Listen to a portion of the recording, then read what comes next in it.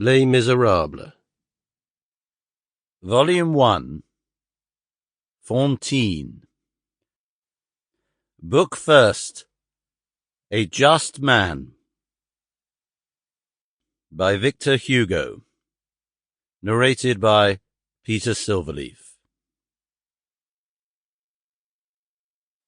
Chapter 1. Monsieur Myriel. In 1815, Monsieur Charles-François Bienvenu Myriel was Bishop of D. He was an old man of about 75 years of age. He had occupied the see of D since 1806.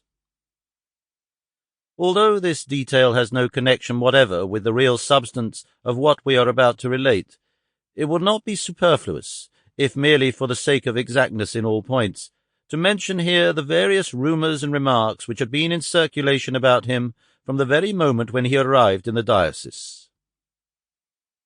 True or false, that which is said of men often occupies as important a place in their lives, and above all in their destinies, as that which they do.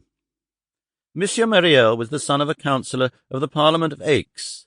Hence he belonged to the nobility of the bar.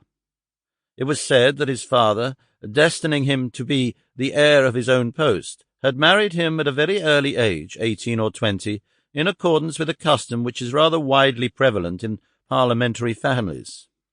In spite of this marriage, however, it was said that Charles Myriel created a great deal of talk. He was well-formed, though rather short in stature, elegant, graceful, intelligent. The whole of the first portion of his life had been devoted to the world and to gallantry. The Revolution came. Events succeeded each other with precipitation.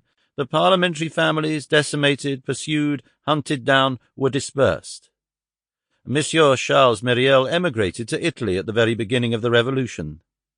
There his wife died of a malady of the chest from which she had long suffered.